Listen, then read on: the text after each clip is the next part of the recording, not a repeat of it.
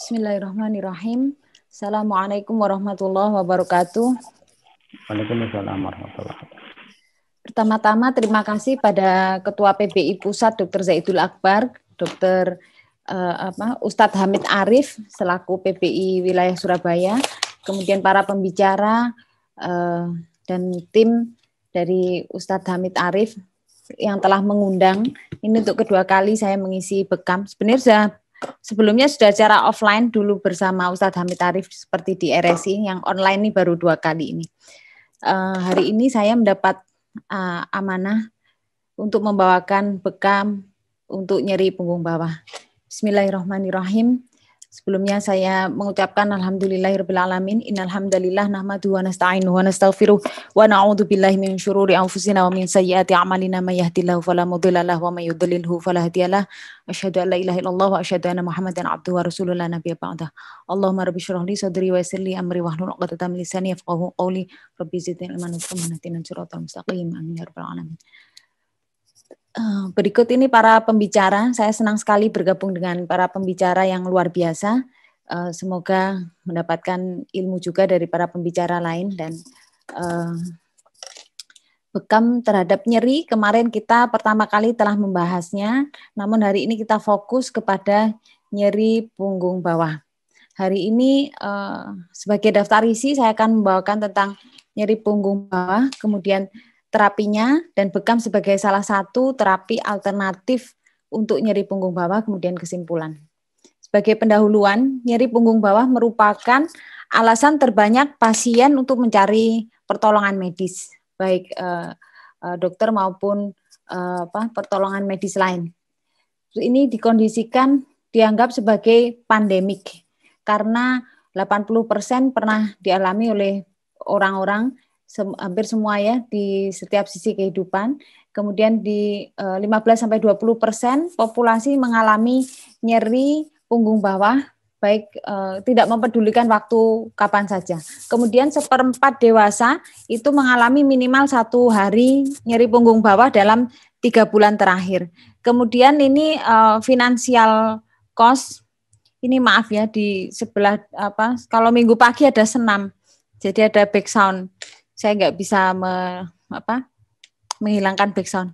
Kemudian ini nyeri punggung bawah ini high cost, menghabiskan uang yang cukup banyak karena pasien-pasien yang nyeri punggung bawah sering tidak masuk kerja sehingga dianggap finansial burden-nya tinggi, kemudian produktivitas juga berkurang, dan kalau di Amerika dihitung hampir 100 miliar US dollar per tahun pada tahun 2006 itu habis.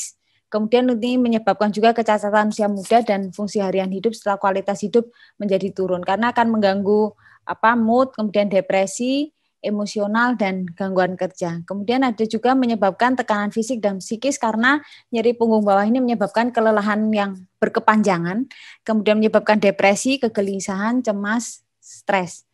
Nah, kalau kita lihat bagan ini, kita lihat ini adalah penyebab nyeri punggung bawah. Ada nyeri punggung, mohon maaf ini penyebab nyeri ya, ini judulnya kebanyakan nyeri punggung bawah, tapi fokusnya nyeri punggung bawah yang merah. Ini bahwa punggung bawah ini yang paling tinggi, tempat tersering untuk terjadi nyeri kronik yang tidak oleh kanker. Jadi bisa disebabkan kanker dan non-kanker. Di antara yang non-kanker, yang terbanyak adalah nyeri punggung bawah, kemudian disusul oleh lutut, leher, kepala, panggul, kemudian bahu. Jadi ini sangat tinggi sehingga layak untuk dibahas hari ini. Nah, nyeri punggung bawah sendiri, apa yang disebut dengan nyeri punggung bawah? Sebelum mengarah ke nyeri punggung bawah, kita mengingat kembali definisi nyeri. Menurut International Study of Pain, disebutkan bahwa nyeri merupakan suatu pengalaman sensorik dan emosional yang tidak menyenangkan yang terkait atau menyerupai atau terkait dengan kerusakan jaringan baik potensial maupun aktual. Sebenarnya nyeri bukan merupakan sesuatu yang mengganggu pada awalnya, karena justru sifatnya protektif karena melindungi tubuh kita dari kerusakan yang lebih luas. Jadi misalnya kita menginjak bara api, maka supaya tidak terjadi kerusakan yang berkepanjangan dan makin luas kerusakan yang ada, maka kita diberi stimulus nyeri, merasakan nyeri sehingga segera mengangkat kaki kita dari bara api dan tidak akan ada kerusakan yang lebih luas. Namun pada suatu waktu bisa terjadi kerusakan sehingga akan muncul nyeri yang tidak lagi protektif tapi merupakan nyeri patologis atau nyeri yang dianggap sebagai penyakit gitu. Jadi ini merupakan tantangan berat bagi seluruh segmen yang membantu menurunkan nyeri seperti dokter dan para pembekam. Kemudian ini nyeri punggung bawah. Nyeri punggung bawah ini merupakan nyeri yang dirasakan di antara sudut iga terbawah dan lipat bokong bawah. Jadi disebut punggung bawah itu areanya seperti itu, yaitu di daerah lumbal atau lumbosakral. Jadi kalau ada tulang itu ada mulai leher, itu tulang servikal, kemudian ada tulang servikal, bawahnya servikal ada torakal, kemudian ada lumbal, ada sakral, ada koksigeal. Nah, yang bagian punggung bawah atau bahasa Jawanya boyok ya, itu lumbal atau lumbosakral. Ini bisa disertai atau tanpa disertai penjalaran ke tungkai bawah. Tungkai bawah itu bahasa medisnya ekstremitas. Kalau secara epidemiologi, maka nyeri punggung bawah ini kita lihat dia mengenai seluruh usia. Jadi nggak peduli tua, nggak peduli muda. Tapi prevalensinya meningkat pada usia 60-65 tahun, kemudian mencapai puncak pada usia 55 sampai 64 tahun. Nah, lebih dari 80% dewasa muda itu mengalami nyeri punggung bawah. Kemudian juga disebutkan bahwa ini lebih menyebabkan kecacatannya lebih banyak dibandingkan dengan jumlahnya ya yang mengalami nyeri punggung bawah ini mengalami nyerinya itu jauh lebih banyak jumlahnya dibanding dengan jumlah pasien dengan kanker ditambah penyakit jantung ditambah stroke ditambah AIDS. Jadi jumlahnya sangat banyak. Kalau laki dan perempuan kalau secara umum nyeri punggung bawah itu sama, tapi pada penyakit-penyakit tertentu nyeri punggung bawah kalau di breakdown bisa lebih banyak pada laki-laki. Nah, ini gambaran dari lumbal. Tadi saya sampaikan nyeri punggung bawah itu lumbal dan lumbosakral ya, lumbal dan sakral. Lumbal itu yang hijau ini.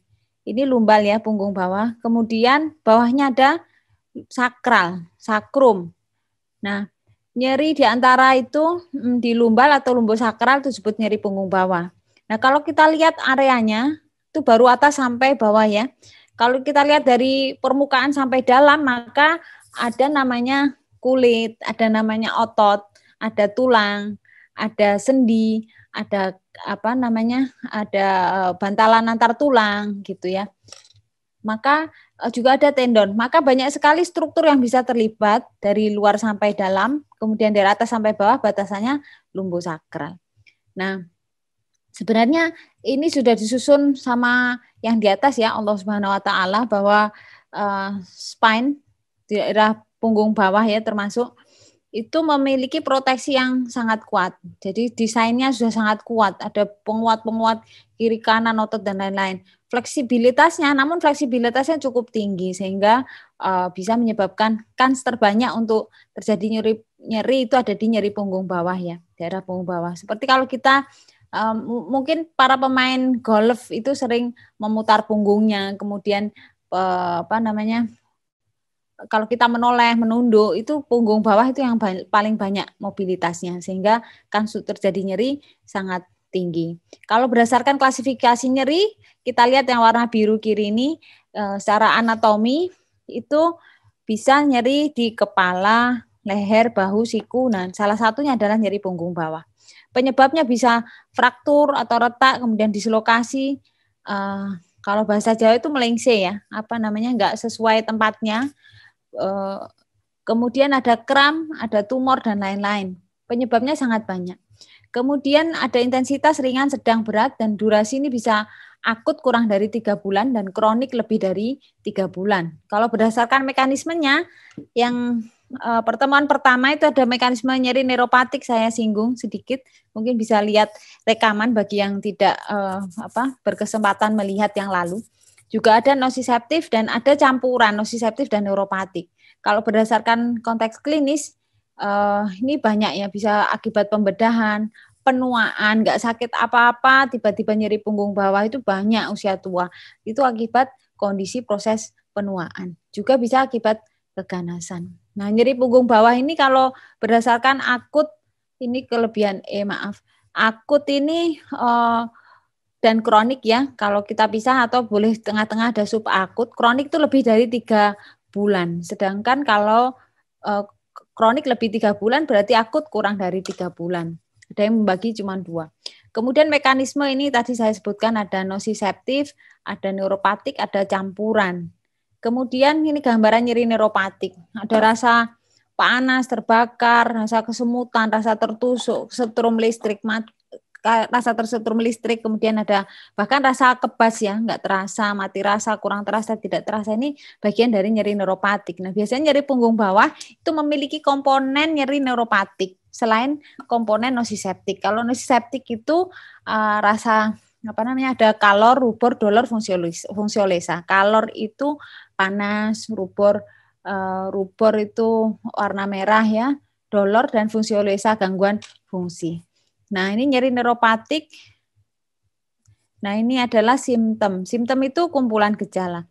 Kumpulan gejala dari nyeri punggung bawah itu bisa spasme otot, kemudian ada kelemahan pada ekstremitas bawah, kemudian ada nyeri, ini bisa disertai atau tidak, nyeri yang radiasi itu nyeri yang menjalar ke tungkai bawah. Nyerinya macam-macam seperti yang saya sebutkan tadi, seperti nyeri neuropatik. Risiko, siapa saja yang bisa mengalami nyeri punggung bawah? Ya, ini yang beresiko adalah pekerjaan.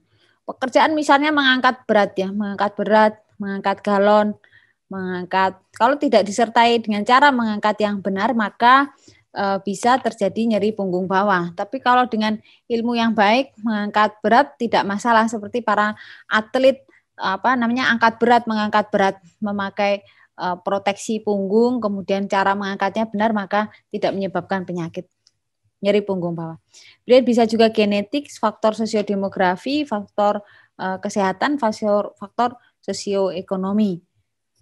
Nah, apa faktor-faktor masing-masing? Ini kalau faktor usia, kemudian faktor ini perkawinan disebutkan sebagai risiko untuk nyeri punggung bawah.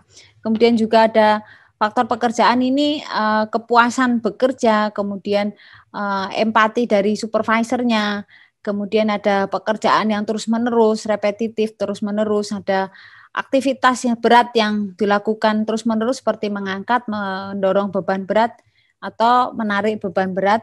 Kemudian merokok juga disebutkan sebagai salah satu faktor risikonya, kelebihan berat badan juga iya, kemudian ada faktor komorbid yang lain. Kemudian ada income level, ini disebutkan juga merupakan salah satu faktor risiko dari nyeri punggung bawah. Juga ada faktor degeneratif, ini juga dipengaruhi oleh faktor genetik. Ini yang tadi saya sebutkan, nosiseptif, neuropatik, campurannya merupakan mixed pain. Nah, nyeri punggung bawah ini yang mixed pain. Kemudian ini mekanismenya enggak terlalu detail ya, ini untuk anak-anak kedokteran ini harus tahu sampai detail. Sekedar tahu aja, ini looking for the pain generator. Jadi mencari sumber nyeri. Sumber nyerinya dari mana? Kalau saya tadi sebutkan ada otot ya, dari kulit luar itu juga nyeri bisa. Otot, kemudian ada struktur fasia, kemudian organ interna di dalam tubuh. Jadi misalnya orang dengan batu ginjal pun bisa nyerinya menjalar ke punggung bawah, atau gangguan di organ ovarium dan lain-lain, kalau ada tumor itu juga menyebabkan nyeri punggung bawah. Bahkan kalau ibu-ibu yang mens itu juga bisa kadang mengalami nyeri punggung bawah. Tulang kalau ada osteoporosis dan lain-lain, tumor, fraktur, ini juga menyebabkan nyeri punggung bawah. Asal areanya sesuai yang saya sebutkan tadi ya. Di sini juga ada komponen saraf. Nah, saraf ini harusnya tidak tertekan oleh warna biru. Jadi kalau yang merah, kuning, merah ini ya mengalami inflamasi, merah ini nyeri. Ini juga tertekan oleh bantalan antar tulang. Kemudian ada joint. Joint itu antar tulang. Antar tulang ini ada seperti sacroiliac joint, ini juga nyeri. Ini biasanya di di punggung bawah ya. Ini juga jadi semua otot, tendon, saraf perifer, ligamen, tulang, kartilago ini bisa menyebabkan komponen nyeri punggung bawah. Ini faktor risiko tadi sudah. Ini maka diagnosanya sangat banyak ya. Ada ini kalau faktor yang intrinsic spine, ini yang dari dalam tulang belakang, ini bisa herniasi yang tadi bantalan antar tulang yang menekan akar saraf, kemudian ada spondylolistesis. Spondylolistesis itu tulang sama tulang bergeser ya. Kemudian ada spondylosis, spondylosis, spondylolisis, ada fraktur kompresi. Kalau sistemik itu disebabkan oleh tumor, infeksi, jadi misalnya osteomielitis, kemudian ada penyakit inflamasi seperti inflamatory spondyloarthropathy. Kemudian ada yang menjalar yang saya tadi sebutkan seperti dari ginjal, seperti renal kolik, kemudian pyelonefritis, ada herpes zoster di kulit itu pun juga bisa terjadi di punggung bawah. Kemudian ada juga kondisi pelvik seperti endometriosis, ini gangguan organ kewanitaan ya, endometriosis. Kemudian ada gastrointestinal condition, ini GI tract itu saluran pencernaan. Jadi pankreas, kemudian ada peptic ulcer disease, ada cholecystitis. Jadi sangat banyak penyebab nyeri punggung bawah. Kalau kita lihat nyeri punggung bawah itu bisa akut, bisa kronik. Kronik itu yang lebih 3 bulan. Itu bisa facet joint. Tadi ya sudah saya gambarkan di dalamnya. Nanti mungkin saya share PPT saya sehingga bisa lihat ulang facet yang mana. Sakroiliak, kemudian ada discogenic pain. Nah, penyebab yang paling sering ini ada mekanik, neurogenik, non mekanik. Ini saya breakdown satu-satu yang paling sering apa. Sudah saya sebutkan tadi satu-satu, cuman ini di list yang paling sering. Nah, terapi itu sebenarnya tergantung sakitnya apa. Jadi pendekatan terapi kita berbeda-beda kalau di medis. Nah, jadi kita lihat dulu apa ada perkembangan atau tidak. Kemudian kita lihat ada resikonya sedang atau ringan. Kalau ringan mungkin obat-obat dilanjutkan selama 12 minggu gitu. Kemudian kalau resiko sedang kita harus tambah dengan selain obat ditambah dengan fisioterapi. Kalau yang high risk itu harus dilihat secara biopsikososial assessment. Jadi harus holistik melihatnya. Nah, gambaran klinis yang akut low back pain kita lihat itu dari anamnesis, dari tanya jawab pasien. Kemudian kita cari red flag. Red flag itu tanda bahaya, apa tanda bahaya nanti akan saya terangkan berikutnya. Kemudian kalau ketemu tanda bahaya itu wajib dirujuk. Dokter umum pun wajib merujuk ke spesialis karena harus dilihat di foto seperti MRI, kemudian diperiksa tumor marker, periksa yang lebih detail lagi supaya tahu penyebab yang lebih detail. Kapan red flag nanti ada di slide terakhir. Nah, kemudian kita juga kita lihat ini ada diadviskan untuk mobilisasi. Mobilisasi itu bergerak ya. Dan dihindari untuk bed rest, malah diusahakan enggak tidur-tiduran, istirahat. Pak istirahat cuma 2 maksimal 4 hari, selebihnya harus kembali bergerak karena bed rest dianggap tidak terlalu bagus. Mungkin yang pas nanti ada Dokter Imam akan beliau spesialis rehab medik tentang bed rest dan lain-lain, beliau lebih pas. Kemudian ini kita dilanjutkan lagi review sampai perbaikan 2 minggu dan lain-lain. Ini flow chart-nya. Kalau di medis seperti ini persistent low back pain. Kalau terus-menerus apa yang harus dilakukan? Kita harus lihat tanda dan gejala dari penyakit akar saraf. Apakah itu penyakit akar saraf atau ada spinal stenosis ya. Kita evaluasi ulang tanda gejalanya, direview lagi dan lain-lain. Nah, kalau ada gangguan akar saraf atau spinal stenosis maka harus dirujuk ke spesialis. Ada spesialis dirujuk ke spesialis. Kemudian ini multimodal treatment. Multimodal treatment ini banyak yang harus diperbaiki kalau pasien mengalami nyeri punggung bawah. Jadi harus diperbaiki lifestyle-nya. Cara mengangkatnya harus baik, harus benar. Kemudian sleep hygiene-nya harus diperbaiki, stress management karena dipengaruhi oleh stres. Kayak tadi supervisor yang galak gitu. Itu termasuk menyebabkan salah satu faktor risiko low back pain. Kemudian ada nyeri intervensi, ada farmakoterapi, obat-obatan, kemudian physical atau occupational terapi. Nanti ada dokter Imam. Kemudian di KIE itu diberi edukasi pasien tentang penyakit dan pengobatan yang ada, biofeedback, dan salah satunya adalah terapi komplementer seperti bekam yang saya lingkari merah ini. Jadi sebenarnya terapinya harus holistik dari banyak sudut pandang.